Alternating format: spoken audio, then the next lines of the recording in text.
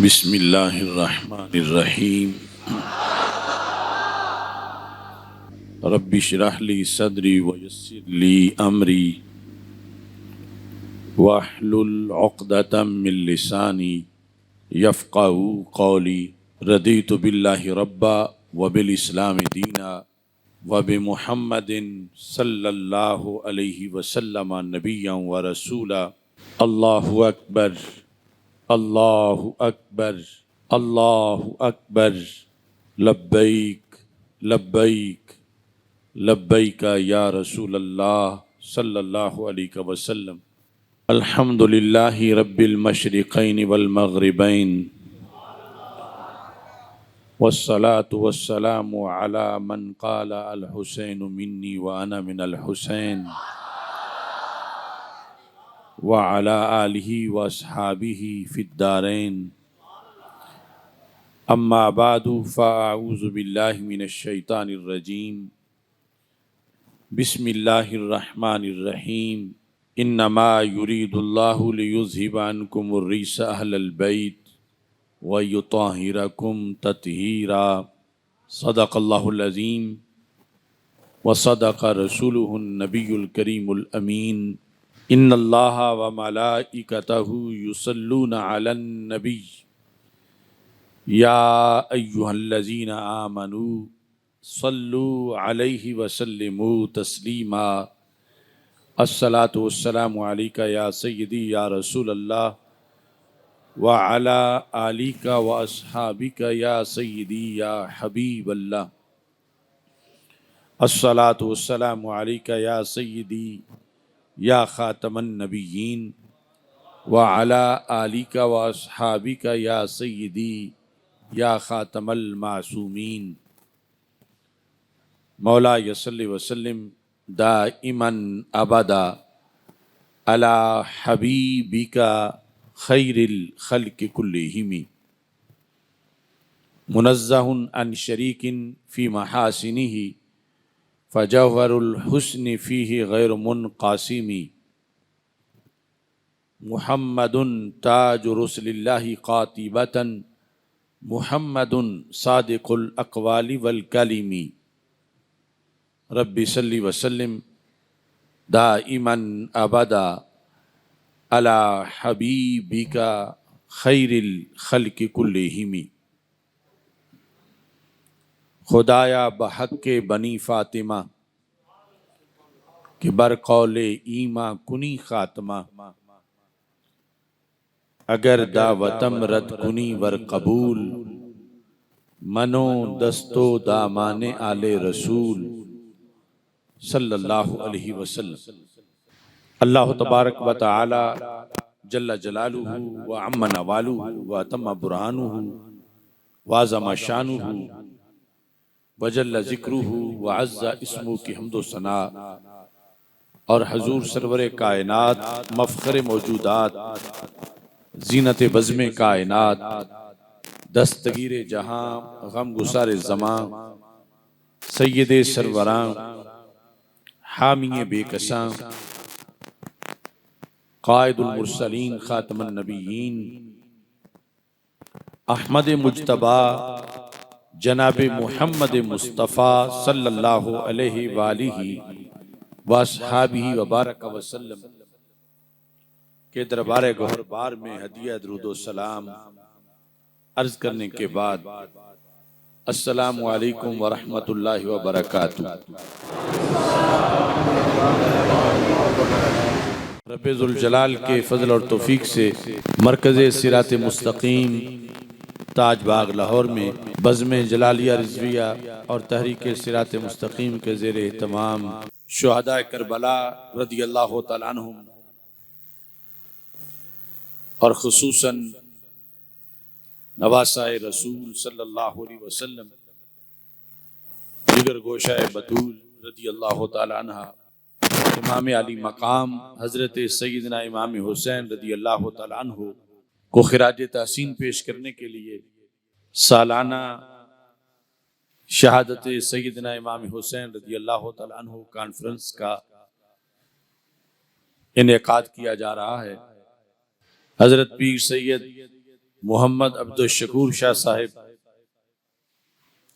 اس کی صدارت فرما رہے ہیں، اور تحریک لبیک اسلام کے چیئرمین پیر محمد امین اللہ نبیل سیالوی صاحب مہمان خصوصی ہیں۔ میری دعا ہے خالق کائنات جل جلالہ ہم سب کی اس حاضری کو اپنے دربار میں قبول فرمائے۔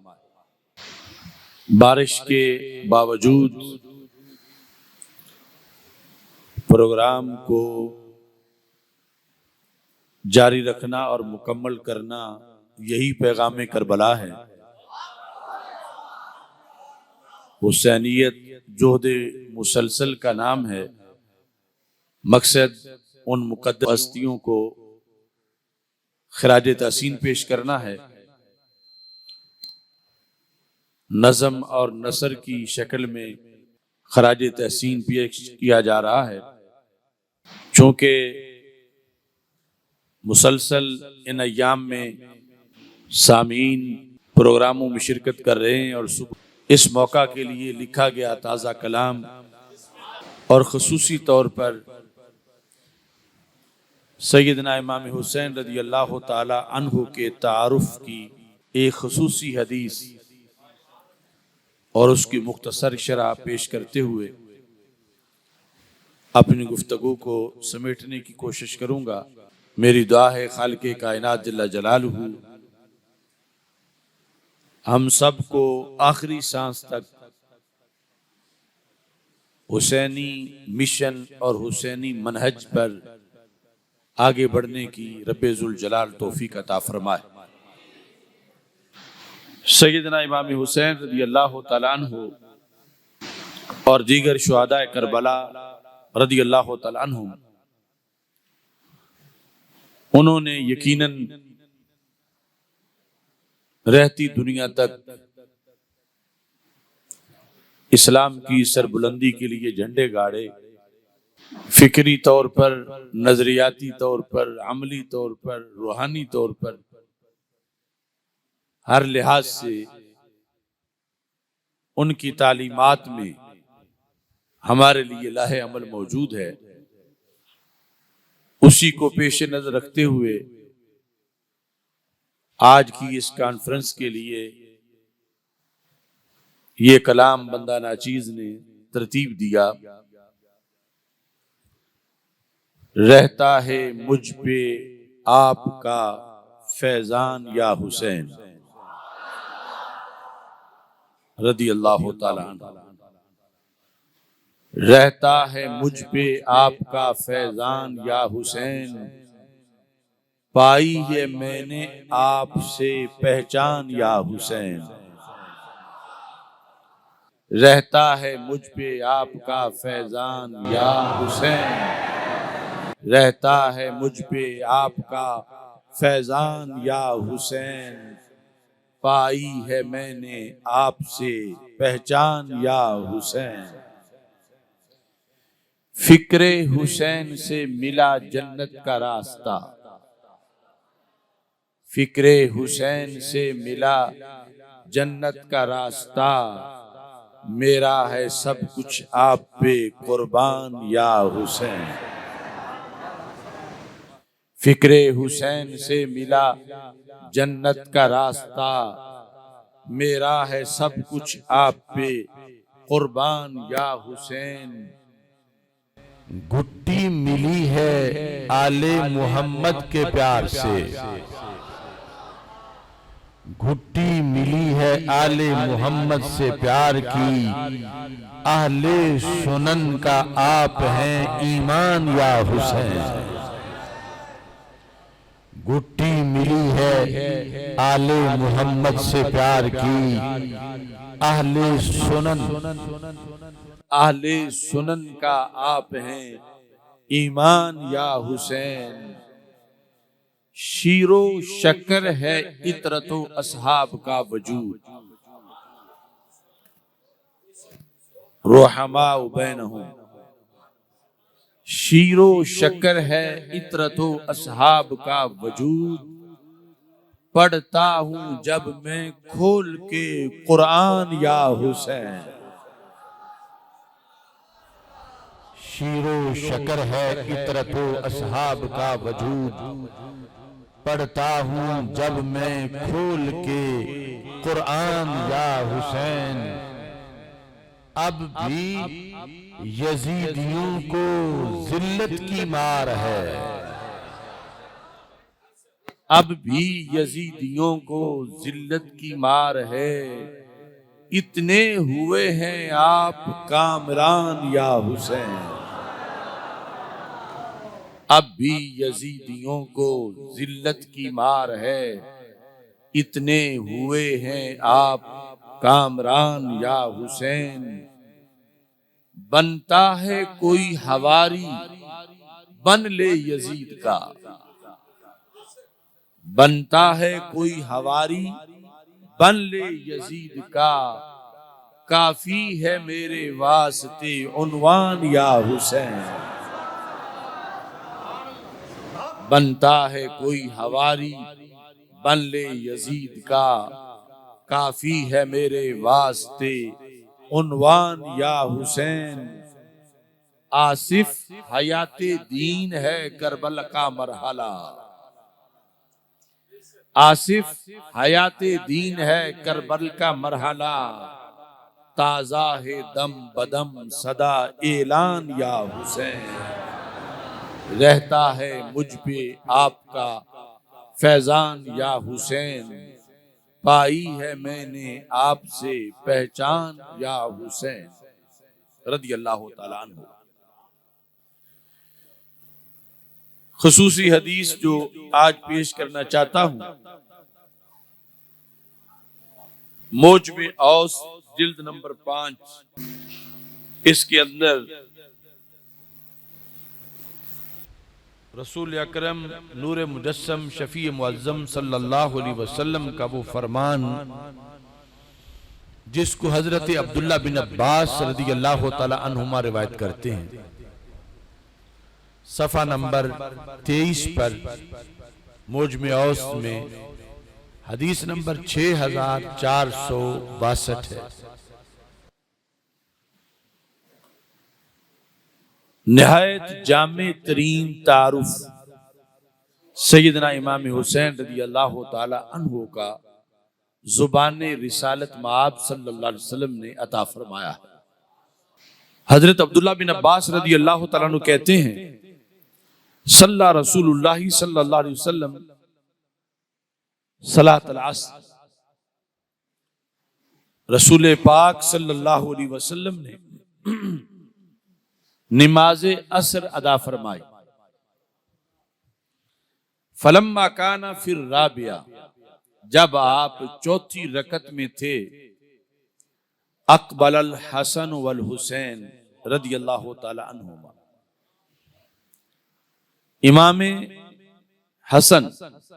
سیدنا امام حسن رضی اللہ تعالی عنہ اور سیدنا امام حسین رضی اللہ تعالی عنہ دونوں تشریف لائے. یعنی رسول اکرم صلی اللہ علیہ وسلم عصر کی جماعت کرا رہے تھے اور چوتھی رکعت تھی، اور یہ شہزادے ابھی چھوٹی عمر میں تھے. حتی راکبا علی ظہر رسول اللہ صلی اللہ علیہ وسلم. دونوں شہزادے آئے اور دونوں ہی سرور کونین حضرت محمد مصطفیٰ صلی اللہ علیہ وسلم کی پشت مبارک پہ سوار ہو گئے.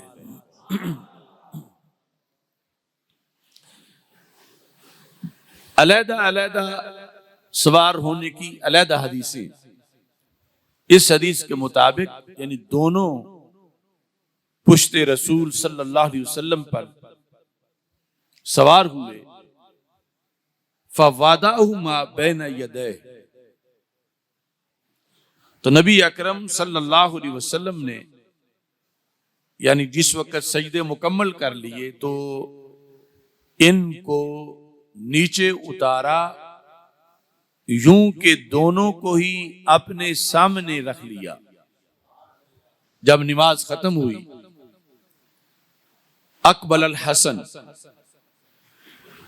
حضرت امام حسن مجتبی رضی اللہ تعالی عنہ آگے بڑھے. فحمل رسول اللہ صلی اللہ علیہ وسلم الحسن علی عاتقہ الایمن. جماعت کے بعد، دعا کے بعد، رسول پاک صلی اللہ علیہ وسلم مسجد میں نمازیوں کی طرف منہ کر کے کھڑے ہو گئے اور حضرت امام حسن رضی اللہ تعالی عنہ کو نبی اکرم صلی اللہ علیہ وسلم نے دائیں کندھے پہ بٹھا لیا. والحسین علی عاتقہ الایسر، اور حضرت امام حسین رضی اللہ تعالی عنہ کو دوسرے کندھے پہ رسول پاک صلی اللہ علیہ وسلم نے بٹھا لیا. اب چشم تصور میں دیکھیں کہ عصر کے بعد کا وقت ہے اور مسجد نبوی شریف نمازیوں سے بھری ہوئی ہے،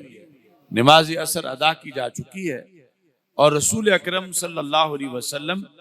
ان دونوں شہزادوں کو دونوں کندھوں پہ بٹھا کر ایک خطاب کرنا چاہتے ہیں. ثم قال، پھر رسول اکرم صلی اللہ علیہ وسلم نے ارشاد فرمایا، ایھا الناس، اے لوگو. اس کے اندر ان دونوں ہستیوں کے لحاظ سے پہلے اجمال اور پھر اس کی تفصیل، یعنی جو خطابت کا نہایت حسین طریقہ ہے اس انداز میں لوگوں کو تعارف کروایا. فرمایا، ایھا الناس، اے لوگو، الا اخبرکم بخیر الناس جدا و جدہ، کیا میں تمہیں خبر نہ دوں کہ لوگوں میں سے جد کے لحاظ سے اور جدہ کے لحاظ سے، یعنی نانا جی اور نانی جان، ان دونوں کے لحاظ سے سارے لوگوں میں سے افضل کون ہیں؟ یعنی جن کے نانے جیسا کسی کا نانا نہ ہو اور جن کی نانی صاحبہ جیسی کسی کی نانی نہ ہو. کیا میں تمہیں بتاؤں؟ یہ سوال کر کے پھر اگلے سوال کی طرف منتقل ہو گئے جواب دینے کے بجائے. فرمایا، الا اخبرکم بخیر الناس عما و عمہ، کیا میں تمہیں خبر نہ دوں کہ سارے لوگوں میں سے چچا اور پھوپھی کے لحاظ سے افضل ترین کون ہیں؟ یعنی جن کے چچا جیسا کسی کا چچا نہ ہو اور جن کی پھوپھی جیسی کسی کی پھوپھی نہ ہو. یہ دوسری پیشکش فرمائی، کیا میں تمہیں نہ بتاؤں؟ یہ کہنے کے بعد تیسری بات کی طرف منتقل ہوئے. فرمایا، الا اخبرکم بخیر الناس خالا و خالہ، کیا میں تمہیں خبر نہ دوں کہ ماموں اور خالہ کے لحاظ سے سارے لوگوں میں افضل ترین کون ہیں؟ جن کے ماموں جیسا کسی کا ماموں نہیں اور جن کی خالاؤں جیسی کسی کی خالائیں نہیں. ابھی بھی جواب نہیں دیا اور چوتھی بات کی طرف منتقل ہوئے. فرمایا، الا اخبرکم بخیر الناس ابا و امہ، کیا میں تمہیں خبر نہ دوں ایسے لوگوں کے بارے میں، ایسی ہستیوں کے بارے میں کہ جن کے باپ جیسا کسی کا باپ نہیں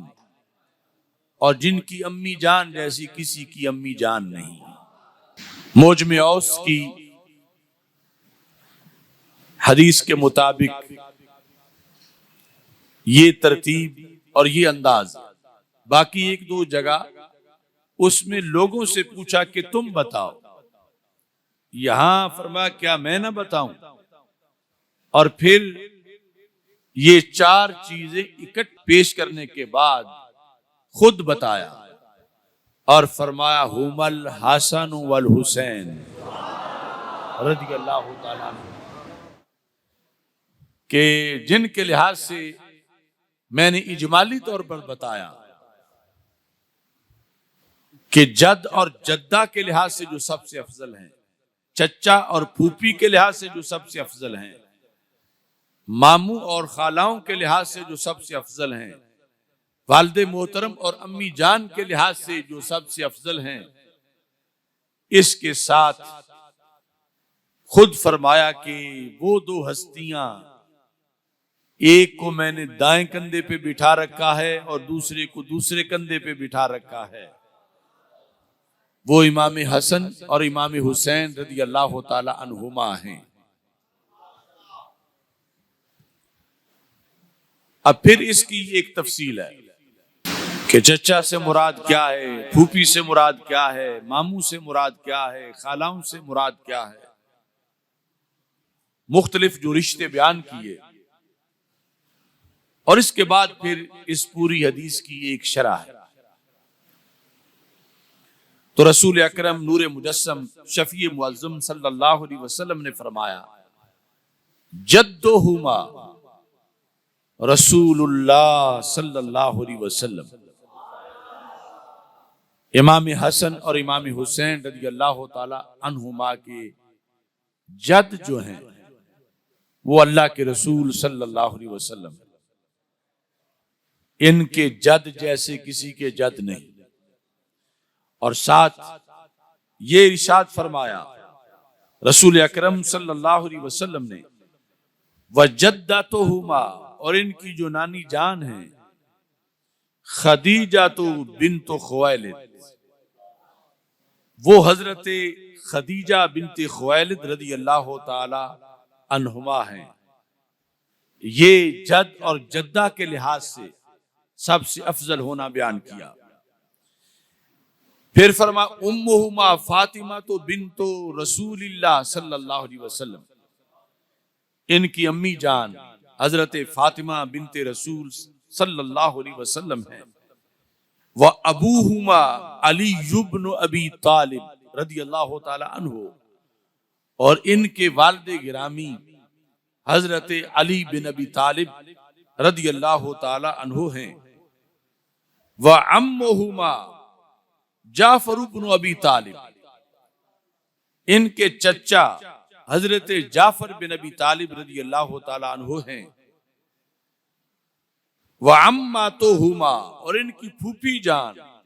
ام ہانی بنت ابی طالب، وہ حضرت ام ہانی بنت ابی طالب رضی اللہ تعالی عنہا ہیں. وخالہما،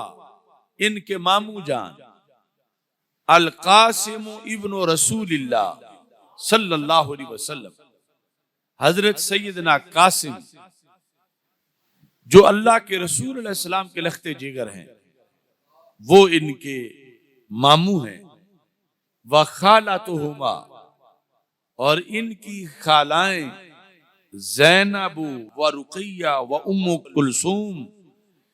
بنات رسول اللہ صلی اللہ علیہ وسلم، کہ حضرت زینب ہیں، حضرت رقیہ ہیں، حضرت ام کلثوم، جو رسول اکرم صلی اللہ علیہ وسلم نے فرمایا جو بنات رسول علیہ السلام ہیں، اللہ کے رسول علیہ السلام کی صاحبزادیاں ہیں، وہ ان کی خالائیں ہیں. اس کے بعد پھر ایک مزید حکم بیان کیا افضلیت کے لحاظ سے. فرمایا جدہما فی الجنہ،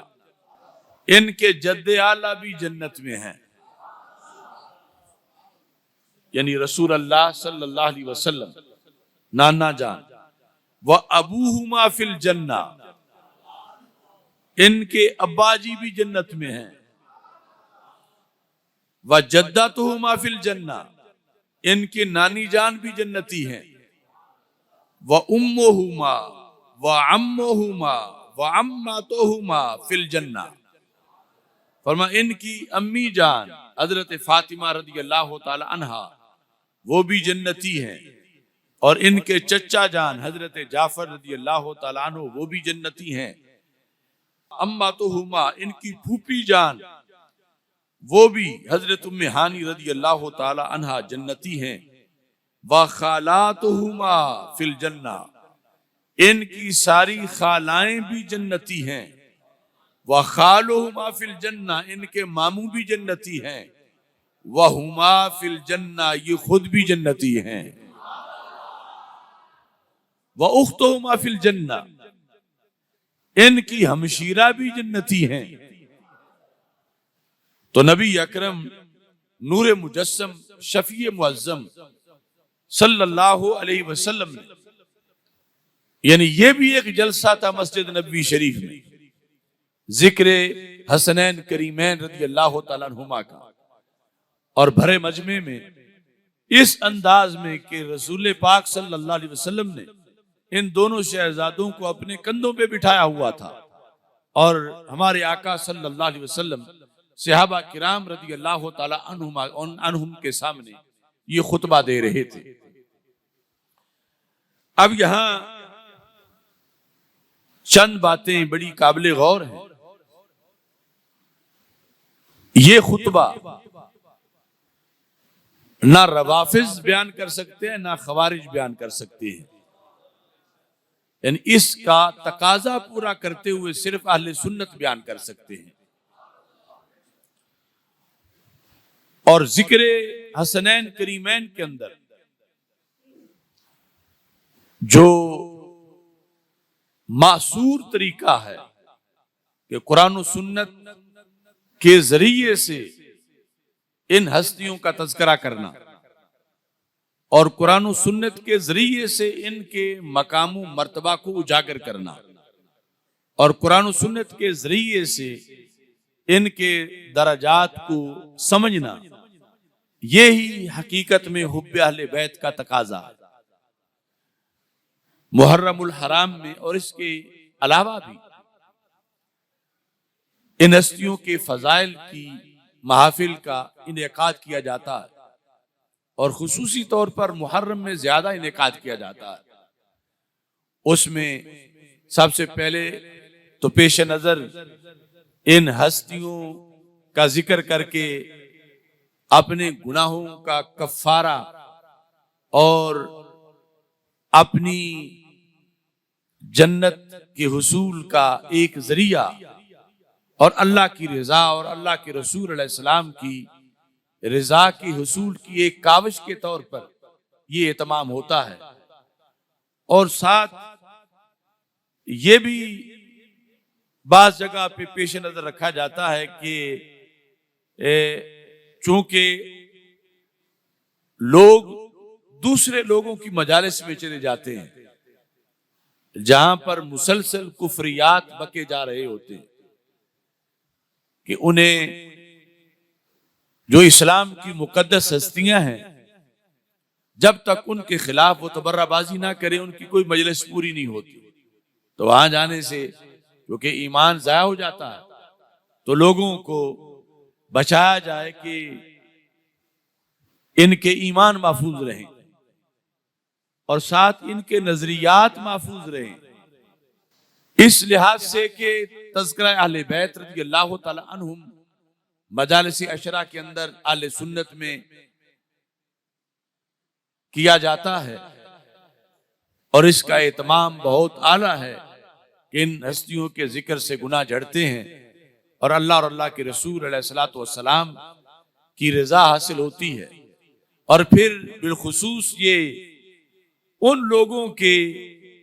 کفریات سے بچ جاتے ہیں جب ان کے لیے خود اہتمام ہوتا ہے اہل سنت کی مساجد میں، تو پھر ادھر سے بچ کر یہ ذکر پاک سنتے ہیں۔ مگر ایک پہلو بہت خطرناک ہے، وہ یہ ہے کہ جن باتوں سے بچانے کے لیے انہیں ادھر دعوت دی جاتی ہے کہ اپنی مسجد کے 10 جلسوں میں شرکت کریں، تو ان مجالس میں ایسے خطیب بلا لیے جاتے ہیں کہ جن کا طریقہ وہی ہوتا ہے کہ پتہ نہیں چلتا کہ مجلس پڑھی جا رہی ہے یا اہل سنت کا جلسہ ہو رہا. اور واقعہ کربلا کے اندر جو بہت سے جھوٹ مکس ہیں جن کا کوئی سر پیر نہیں، ان کو پھر بڑے وثوق سے بیان کیا جاتا. اور وہ چیزیں جو کہ روافض اپنی مجالس میں بتاتے ہیں، یا وہ انداز بے صبری کا اور اللہ سے شکوے اور شکایت کا، یا ان نفوس قدسیہ کا ذکر کرتے ہوئے انہیں نبیوں سے معاذ اللہ سبقت دینے کا، وہ کچھ جاہل ان پڑھ خطیب لوگوں سے داد وصول کرنے کے لیے صرف اس کے پیش نظر کہ لوگ خوش ہو جائیں، تو وہ بھی انہی محفل اور مجالس جیسا دھندا شروع کر دیتے ہیں. صرف ماتم کی شاید کسر باقی رہ جاتی ہو، باقی سب کچھ وہی ہونا شروع ہو جاتا. تو اس بنیاد پر یعنی اہل سنت و جماعت میں جو جہاں بھی ایسے جلسے ایک دن ہوتے ہیں یا پورا مہینہ ہوتے ہیں یا 10 دن ہوتے ہیں یا پورا سال، جو محافل محبت اہل بیت اور محبت حسنین کریمین رضی اللہ تعالی عنہم پر منعقد ہوتی ہیں، ان میں سب سے ضروری بات یہ ہے کہ ان کے اندر بیان وہ کچھ کیا جائے جو ثابت بھی ہو اور شریعت کے مطابق بھی ہو. یعنی بے سرو پا باتیں اور شریعت سے تصادم والی باتیں نہ کی جائیں. یعنی ایسے بہت سے خطیب مارکیٹ میں آ چکے ہیں کہ جن کا سارا مبلغ علم سنا سنایا ہے، اور پوچھا جائے کہ یہ حوالہ کیا ہے تو کہتے ہیں فلاں نے ایسا کہا تھا. اس سے پوچھا جائے وہ کہتے ہیں فلاں نے کہا تھا. اس سے پوچھا جائے وہ آگے جا کر کسی مجلس پر بات ختم ہو جاتی ہے، یا کسی ذاکر کی معاذ اللہ جو غیر مستند اور غیر ذمہ دارانہ گفتگو ہے اس پر جا کے بات ختم ہو جاتی ہے. تو جس سے ثواب ملنے کی بجائے الٹا گناہ ہوتا. تو اپنا اہتمام کرنا بھی ضروری ہے، لیکن اس چیز کو اجاگر کرنا ضروری ہے جو ان وفا شعاروں کا شیوا ہے، جو ان کی سیرت ہے، جو ان کا کردار ہے، جو ان کا پیغام ہے، جو ان کی تعلیمات ہیں. اور اس کو بیس بنا کر کے لوگ پسند نہیں کرتے، لوگ پسند وہ کرتے ہیں. تو پھر لوگوں کی پسند کا کلمہ پڑھنا ہو تو لوگ تو پھر اور بھی بہت کچھ پسند کرتے ہیں جو ہم لوگوں کی پسند کے پیچھے نہیں چل سکتے. تو اس لیے لوگوں کو کڑوی دوائی کی صورت میں ہی دی جائے، کم از کم ان کو صحت مند چیز دی جائے. اور اس سے بڑھ کے کیا ہو سکتا ہے جو زبان رسالت مآب صلی اللہ علیہ وسلم نے ان کی شان بیان کی ہے، جو قرآن و سنت سے ان کی شان جو ہے وہ سمجھی جاتی ہے اور پڑھی جاتی ہے اور بیان کی جاتی ہے. لہٰذا وہ جو ذاکروں کے دوڑوں والے ٹیسٹ ہیں، عوام کو اس سے پیچھے ہٹانا چاہیے. جو ہٹتے ہیں، جو جتنی بھی کوشش ہو سکے، نہ یہ کہ جو لوگ ڈوبے ہوئے ہیں تو علماء بھی پیچھے ہی جا کے ڈوب جائیں. یعنی جنہوں نے ڈوبتے ہوئے کو بچانا ہے وہ بھی ساتھ ہی ڈبکی لگا لیں کہ اجتماعی خودکشی کر لیتے ہیں. تو ایسا ہرگز نہیں ہونا چاہیے. اس میں ماخذ کو دیکھ کر اور جو سچی باتیں ہیں وہ ضرور بیان کرنی چاہیے، اور ان لوگوں کا، ان ہستیوں کا وہ کردار ادا کرنا چاہیے اور وہ بیان کرنا چاہیے اور لوگوں کو سمجھانا چاہیے. اور وقت کے کربلاؤں میں خود اس کو اپنے طرف سے زندہ کرنا چاہیے جو سب کچھ وار کے انہوں نے اسلام کو بچایا، اور یزید پلید کے مقابلے میں انہوں نے دین برحق کا جو پرچم بلند کیا، جو قیامت تک بلند ہوا. اس کے لحاظ سے ان کے بلند کردار کو، صبر و استقامت کو، ان کی وفاؤں کو، ان کے حوصلے کو، ان کے جذبہ جہاد کو، ان کے اعلاء دین کے لیے ان کی کاوشوں کو، امر بالمعروف اور نہی عن المنکر کے لحاظ سے ان کی جو اولیت ہے اپنے عہد میں، ان ساری چیزوں کو اجاگر کر کے ان ہستیوں کو خراج تحسین پیش کرنا چاہیے. وہ بھی خوش ہوں، اللہ تعالیٰ بھی خوش ہو، اور اللہ کے رسول علیہ الصلوۃ والسلام کی خوشنودی بھی حاصل ہو سکے۔ اب یہ اتنی جامع حدیث ہے جو موجم اوسط کے اندر اس کا تذکرہ موجود ہے، اس میں چند ضروری اسباق ہمارے لیے موجود ہیں۔ سر فہرست رسول اکرم نور مجسم شفیع معظم صلی اللہ علیہ وسلم کی 4 صاحبزادیوں کا ثبوت۔ اب رافضی تو کبھی بھی خالاؤں کا ذکر نہیں کرے گا، تو رسول اکرم صلی اللہ علیہ وسلم نے فرمایا کہ ان کے ماموں جیسا کسی کا ماموں نہیں، اور ان کی خالاؤں جیسے کسی کی خالائیں نہیں، اور پھر باقاعدہ ان کے نام لیے، ان کا تذکرہ کیا، اور صرف ان کا ہونا ہی بیان نہیں کیا بلکہ ان کا جنتی ہونا بھی بیان کیا، ان کا افضل ہونا بھی بیان کیا۔ تو جس وقت کسی شخص کی ساری خالاؤں کا انکار کر دیا جائے اور ان کے سارے فضائل کا انکار کر دیا جائے تو وہ ہستیاں کیسے راضی ہوں گی اس کے تذکرے پر کہ یہ تو ہمارا ذکر نہ کرتا اگر اس نے ہمارے ہی خاندان کے افراد سے دشمنی کرنی تھی۔ تو نبی اکرم نور مجسم شفیع معظم صلی اللہ علیہ وسلم نے ان ہستیوں کے تذکرے میں، آپ چونکہ اللہ کی عطا سے غیب جانتے ہیں اور مستقبل سامنے تھا کہ ذکر ہوگا، اور کچھ لوگ ذکر نہ کر کے اپنی خباثت کا اظہار کریں گے اور کچھ ذکر کر کے ڈنڈی مار کے اپنی خباثت کا اظہار کریں گے۔ تو کامل ذکر کرنے والوں کے لیے اللہ کے رسول علیہ السلام کی سنت میں اسوہ حسنہ موجود ہے۔ اس بنیاد پر سید عالم نور مجسم شفیع معظم صلی اللہ علیہ وسلم نے خصوصی طور پر حضرت قاسم ابن رسول علیہ السلام کا ذکر کیا، اور پھر تینوں خالائیں جو ہیں ان ہستیوں کی ان کا ذکر کیا، اور پھر آخر میں فرمایا خالاتہما فی الجنہ، کہ ان کی خالائیں عام خالائیں نہیں ہیں، ان کی خالائیں بھی جنتی ہیں، جس طرح کے باقی رشتے بیان کیے۔ پھر ان میں قابل غور بات یہ ہے کہ ہر عظمت کا حوالہ ذات رسول علیہ السلام کو قرار دیا، ہر عظمت کا حوالہ، یعنی جس لحاظ سے بھی انہیں عظمت ملی ہے ان ساری عظمتوں کا محور ذات رسول صلی اللہ علیہ وسلم ہے۔ یعنی جو اہل سنت و جماعت کا نظریہ ہے کہ انہیں جو ملا ہے در رسول علیہ السلام سے ملا، انہیں جو ملا ہے سرکار کے صدقے ملا، اور استقلالن کی نفی ہے، جس طرح کہ مجدد صاحب نے فرمایا کہ اگر کوئی استقلالن ان کے لیے درجات مانگے تو وہ حدم دین ہے، وہ ایک قسم کی زندیقیت اور عین کفر ہے۔ تو سرکار دو عالم صلی اللہ علیہ وسلم کے ذریعے سے انہیں ساری عظمتیں ملی، اور وہ منہج ہی ہمارے آقا صلی اللہ علیہ وسلم نے اس حدیث میں رشتوں کے بیان کے لحاظ سے اضافت میں بیان کیا ہے۔ تیسری بات یہاں پر یہ ہے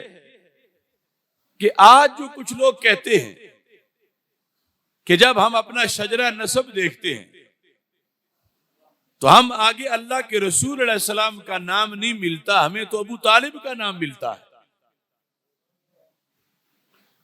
تو اللہ کے رسول علیہ السلام نے جب ان کا تعارف کروایا تو ابو طالب کے ذریعے کروایا یا اپنے ذریعے کروایا؟ یعنی رسول اکرم نور مجسم شفیع معظم صلی اللہ علیہ وسلم نے فرمایا الا اخبرکم، کیا میں تمہیں خبر نہ دوں جو سب سے پہلی بات تھی، بخیر الناس جدا و جدہ، تو ظاہری طور پر جد تو ابو طالب ہے، تو اگر یہ سلسلہ نسب سرکار کو یوں بیان کرنا مقصود ہوتا تو پھر اس لحاظ سے کوئی جہت بنتی ہوتی تو بیان کرتے۔ تو ہمارے آقا صلی اللہ علیہ وسلم نے فرمایا کہ جب یہ نسب بیان کریں گے تو یہ ہوگا کہ جدہما رسول اللہ صلی اللہ علیہ وسلم، ان کے جد اللہ کے رسول علیہ السلام، تو اللہ کے رسول علیہ السلام کی بنیاد پر ان کو فخر حاصل ہے، اور پھر یہ خود ابن رسول صلی اللہ علیہ وسلم ہے، یعنی ان کی شان ابن ابی طالب کہنے سے واضح نہیں ہوتی، ابن رسول علیہ السلام کہنے سے واضح ہوتی۔ اس بنیاد پر سید عالم نور مجسم شفیع معظم صلی اللہ علیہ وسلم نے یہ انفرادیت بیان کی اور سادات کو یہ پڑھایا اور امت کو پڑھایا کہ جب ان کا شجرہ نسب بیان کیا جائے گا تو سیدہ طیبہ طاہرہ فاطمۃ الزہرا رضی اللہ تعالی عنہا اور حضرت اسد اللہ الغالب حضرت علی بن ابی طالب رضی اللہ تعالی عنہ کا جب تذکرہ آئے گا تو آگے جہاں سے فضیلت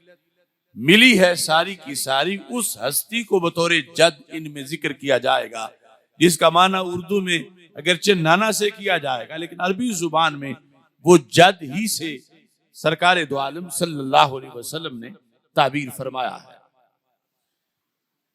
اور سب سے اہم چیز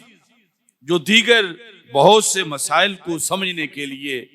یہاں پر موجود ہے وہ ہے جزوی فضیلت کا مسئلہ، کہ یہ جو چیزیں بیان ہوئی ظاہر ہے کہ یہ صرف انہی میں ہیں اور کسی میں نہیں، یعنی یہ دونوں شہزادے ان کے نانا جان ہی اللہ کے رسول علیہ السلام ہیں، یہ دونوں شہزادے ان کے چچا اور ان کی پھوپھی اور ان کے ماموں اور ان کی خالائیں اور ان کے والد گرامی اور ان کی والدہ محترمہ، یہ ساری چیزیں جس جہت میں رسول اکرم صلی اللہ علیہ وسلم نے بیان کی یہ ان کی انفرادیت ہے، لیکن اس کی بنیاد پر فضیلت کلی کا قول نہیں کیا جائے گا، کیونکہ اگر اس وجہ سے فضیلت کلی کا قول کیا جائے تو پھر تو ان کی انبیاء پر بھی فضیلت ماننی پڑے گی، جبکہ انبیاء پر فضیلت ماننا کفر ہے۔ انبیاء تو انبیاء رہے، خود ذات رسول علیہ السلام کے لحاظ سے بھی وہی بات سامنے آ جائے، یعنی جو ان کے نانا ہیں تو کیا رسول اکرم صلی اللہ علیہ وسلم کے نانا جان بھی ویسی ہستی ہیں جیسے ان کے نانا جان کا مقام ہے؟ تو کیا اس بیس پر معاذ اللہ ان کو رسول اکرم صلی اللہ علیہ وسلم سے بھی افضل کہا جائے گا؟ تو مطلقاً جو افضلیت ہوتی ہے اس میں ساری جہتوں کو اکٹھا کیا جاتا ہے اور جزوی فضیلت کی بنیاد پر فضل کلی کا قول نہیں کیا جاتا، ورنہ اس سے بہت سی خرابیاں لازم آتی ہیں۔ تو یہ ساری جو جزوی فضیلتیں ہیں یعنی حدیث میں ان کا تذکرہ موجود ہے اور اس کو مانا جائے گا اور اس کے ذریعے ان کی شان کو بیان کیا جائے گا، لیکن جس وقت امت میں علی الاطلاق رسول پاک صلی اللہ علیہ وسلم کے بعد سب سے افضل ہستی کا ذکر ہوگا تو وہ حضرت صدیق اکبر رضی اللہ تعالیٰ عنہ ہوگا، یعنی یہ درایت ہے اس حدیث کی۔ اور اس جیسی اور بھی بہت سی احادیث ہے کہ جہاں جزوی فضیلت بالکل پائی جاتی ہے اور کچھ اس جزوی کو ہی پھر کلی سمجھ لیتے ہیں، جبکہ آگے خطرہ کتنا ہے کہ جزوی کوئی اگر علی الاطلاق اور کلی سمجھا جائے گا تو پھر تو انبیاء علیہ السلام ان کے ہر ایک کا نانا دیکھا جائے گا، کیا وہ ان کے نانے کے درجے کے ہیں وہ؟ تو اس بنیاد پر پھر اگر مطلقاً افضلیت کہا جائے تو نبیوں پر فضیلت معاذ اللہ جو ہے اس کا قول کرنا پڑے گا، جبکہ انبیاء علیہ السلام پر کوئی بھی غیر نبی مطلقاً اس کو افضل نہیں کہا جا سکتا۔ تو یہ یعنی اصل اس حدیث کے لحاظ سے آج کا سبق ہے، اور اس حدیث کو بیان کر کے اس طرح کے اور بھی درجنوں احادیث ہیں جن میں ان ہستیوں کے مقام و مرتبہ کا ذکر ہے، اور پھر ان کا مقام اتنا بلند ہے تو کردار بھی اتنا ہی بلند ہے۔ ان هؤلاء قد لازموا طاعت الشیطان یہ جو خطبہ ہے امام حسین رضی اللہ تعالیٰ عنہ کا، اس خطبے میں اس وقت کی امامت آپ کے پاس ہی تھی، اور کسی کو یزید پلید کے بارے میں بہت جلد وہ ادراک نہ ہوا جو آپ کو ہوا، اور اس کے مقابلے میں پہلے نکل کر کردار ادا کرنے کا جو منصب تھا جو آپ کو ملا، وہ اس عہد میں اور کسی کو نہیں ملا، اور یہی امامت کا تقاضا تھا۔ اور آپ نے واضح فرما دیا کہ میں کرسی کے لالچ میں نہیں جا رہا، میں آیت الکرسی کا نظام بچانے کے لیے جا رہا ہوں۔ کس لیے؟ انہا اولئک قد لازم اطاعت الشیطان، کہ یزیدی ٹولے نے شیطان کی اطاعت کو لازم قرار دے دیا، وترکوا طاعت الرحمن، انہوں نے رحمان کی اطاعت کو چھوڑ دیا ہے، وعطلوا الحدود، حدود کو انہوں نے معطل کر دیا ہے، وازروا الفساد، انہوں نے فساد برپا کیا ہے، واستأثروا بالفیء، اور مال غنیمت کی تقسیم میں انہوں نے غلطیاں کی ہیں، بندر بانٹ کی ہے۔ میں ان کے خلاف اس لیے نکلا ہوں، اور میں دین کا تحفظ چاہتا ہوں۔ اور وہ تحفظ آپ نے، یعنی اتنے امتحانات بیک وقت کربلا کے میدان میں اکٹھے ہوئے، تو آپ نے کسی سے بھی چھٹی نہیں مانگی، بلکہ استقامت کے ساتھ ہر سوال حل کیا، ہر امتحان پاس کیا، اور قیامت تک کے لیے کربلا کو ایک درسگاہ بنا دیا، اور یہ واضح کر دیا کہ یہ امتحان نواسۂ رسول اللہ علیہ السلام ہی پاس کر سکتے تھے، اور پھر قیامت تک حسینیت ایک طرز حریت قرار پائی۔ اور آج بھی ہمارے لیے اس کے اندر مشعل راہ موجود ہے کہ جب وقت میں قدم قدم پر کربلائیں موجود ہیں، اگرچہ وہ بڑا مرحلہ کربلا کا، اس کے شایان شان اس کے مقابلہ کرنا تو حضرت امام حسین رضی اللہ تعالیٰ عنہ اور ان دیگر نفوس قدسیہ کے حصہ تھا، مگر حسینی ہونے کے ناطے ہمیں آج کے کربلاؤں کے اندر اپنا کردار ادا کرنا چاہیے۔ اسی بنیاد پر کربلا میں بندہ ناچیز کی حاضری کے موقع پر میں نے یہ اشعار لکھے تھے: حسینی فوج کا دنیا میں ایک ادنا سپاہی ہوں، حسینی فوج کا دنیا میں ایک ادنا سپاہی ہوں، مزاج خاک ساری میں اصولاً کربلائی ہوں، نبی کے نام پر مٹنے کی بچپن سے تمنا ہے، غلام پنج تن ہوں، میں ازل سے مصطفی ہوں،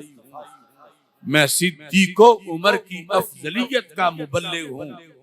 میں عثمان و علی کی شان والا کا فدائی ہوں، نہیں ہوں نجد و قم کی فکر سے بالکل بھی وابستہ، نہیں ہوں نجد و قم کی فکر سے بالکل بھی وابستہ، حجازی ہوں، حجاز پاک کی راہوں کا راہی ہوں، میں ایمان کی بہاروں کے لیے مانند بارش ہوں، میں باطل کے ٹھکانوں کے لیے کامل تباہی ہوں، حقیقت میں تو ہوں مٹی کے ایک ذرے سے بھی ناقص، اگر کچھ ہوں نبی کے فیض سے فضل الہی ہوں، عقائد کے مریضوں کو شفا رب مجھ سے دیتا ہے وہ شافی، مگر میں تو فقط کڑوی دوائی ہوں۔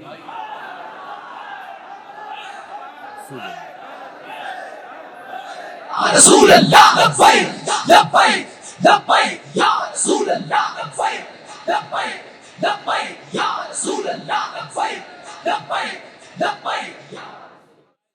عقائد کے مریضوں کو شفا رب مجھ سے دیتا ہے وہ شافی، یعنی شفا تو دینے والا وہی ہے وہ شافی، مگر میں تو فقط کڑوی دوائی ہوں۔ میری اسناد میں مولا علی کا نام نامی ہے، نواسب جان لیں سند صحیح میں مرتضائی ہوں۔ میری اسناد میں مولا علی کا نام نامی ہے، نواسب جان لے سند صحیح میں مرتضائی ہوں۔ میرے استاد و مرشد ہیں زمانے میں جداگانہ، میں رضوی ہوں جلالی ہوں، ہاں پھر میں بھی عطائی ہوں۔ عطا محمد بندیالوی صاحب کی نسبت سے میرے استاد و مرشد ہیں زمانے میں جداگانہ، میں رضوی ہوں جلالی ہوں، ہاں پھر میں بھی عطائی ہوں۔ جہاں شیخ طریقت نے چمن آباد کر ڈالا، اسی گلشن کے بن پر میں بھی ایک چھوٹی سی کاہی ہوں۔ اے آصف جب دیا ہے ہاتھ میں نے ان کے ہاتھوں میں۔ سید جلال الدین شاہ صاحب رحمۃ اللہ علیہ، جہاں شیخ طریقت نے چمن آباد کر ڈالا، اسی گلشن کے بن میں بھی ایک چھوٹی سی کاہی ہوں۔ اے آصف جب دیا ہے ہاتھ میں نے ان کے ہاتھوں میں، تبھی تو ان کے مسلک کا مصائب میں بھی دائی ہوں۔ اللہ تعالی ہم سب کی یہ حاضری قبول کرے۔ اللہ تعالی سب کو حضرت امام حسن، حضرت امام حسین رضی اللہ تعالیٰ عنہ کے فیوز و برکات عطا فرمائے۔ وآخر دعوانا ان الحمد للہ رب